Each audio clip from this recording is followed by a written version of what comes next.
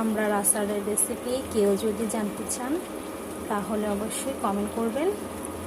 এই আমড়াগুলো এখানে প্রায় 2 কেজি আমড়া আছে। এগুলো আমি 2 ভাগ করে নিয়েছি।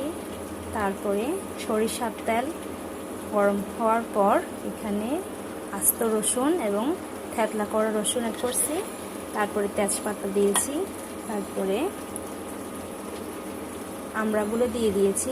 আমড়াগুলো কিছুক্ষণ নেড়ে চেড়ে হালকা ভাজা ভাজা হয়ে গেলে আসলে তখন এখানে হালকা রসুন, হালকা হলুদ গুঁড়া, হালকা ধনিয়া গুঁড়া, হালকা মরিচের গুঁড়া যাতে কালারটা আসে অ্যাড করে দিবেন।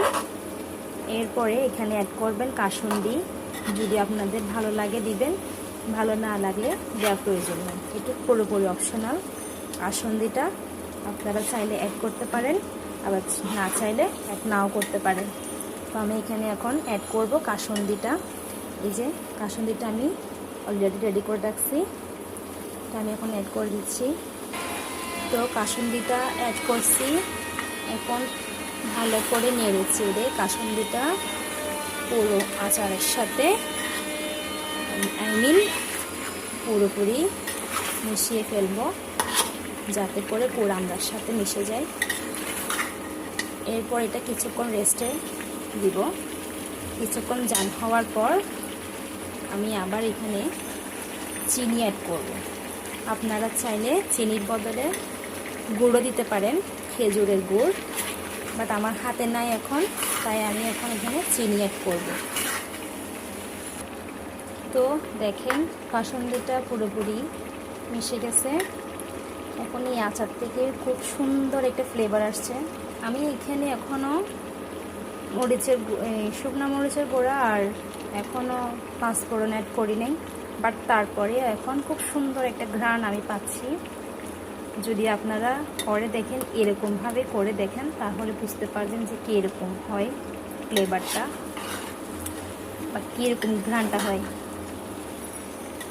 অনেকজন আছে আমড়াগুলোকে 2-3 টুকরা করে, বাট আমি একটা আস্ত রাখছি, শুধু 2 টুকরা করছি, কারণ আমার এরকমই ভালো লাগে।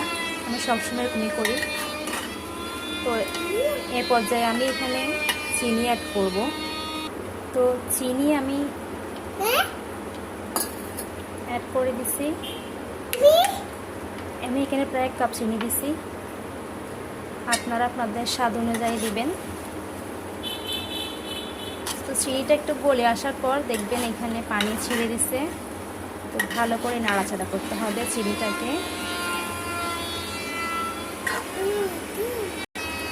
চিনিটা অ্যাড করার পর আমি এখানে দিব ভিনেগার।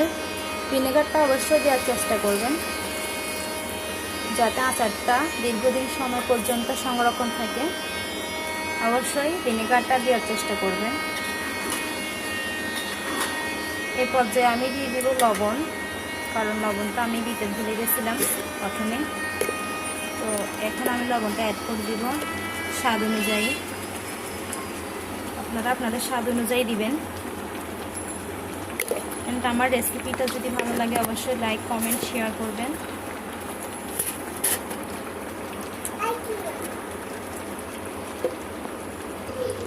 এই পর্যায়ে আমি এখানে অ্যাড করব পাঁচফোড়ন। পাঁচফোড়নটা আমি ভেজে গুঁড়ো করে নিয়েছি ব্লেন্ডারে।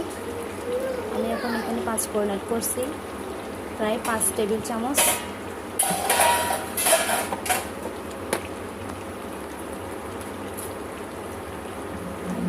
তো এ পর্যায়ে আমি অ্যাড করব শুকনো মরিচ, যে যার টেস্ট মতন দিবেন। এখানে আমি এখানে শুকনো মরিচ বেশি ইউজ করবো না, কারণ মরিচগুলো বেশি ঝাল, যেহেতু আমার বাচ্চা খাবে এটা, তাই আমি একটু কম দেওয়ার চেষ্টা করতেছি।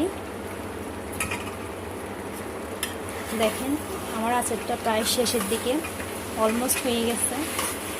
এখন ভালো করে নেড়ে চেড়ে নামিয়ে নিব। তো আমার আচারটা প্রায় কমপ্লিট, বললে একদম শেষ, কমপ্লিট হয়ে গেছে। তো দেখেন আমার আচারগুলো আস্ত রয়ে গেছে, একটাও ভাঙে নাই, প্রতিটা পিস পুরো আছে, একটাও ভাঙে নাই। তো আপনারা যদি এভাবে করতে চান অবশ্যই আমার এই রেসিপিটা দেখবেন, আর ভালো লাগলে লাইক করবেন। আর কিছু জানতে চাইলে অবশ্যই কমেন্ট করবেন, আমি ইনশাল্লাহ চেষ্টা করব উত্তর দেওয়ার জন্য। তো এটা আমার নতুন পেজ, আমি এর আগে পেজ খুলি নাই, এখন একটা পেজ খুলেছি। আপনারা সবাই অবশ্যই সাবস্ক্রাইব করবেন আমার চ্যানেলটা, বেশি বেশি লাইক কমেন্ট শেয়ার করবেন, যাতে করে নতুন ভিডিও আমি দিতে উৎসাহ পাই। আসসালামু আলাইকুম, সবাই ভালো থাকবেন, ধন্যবাদ।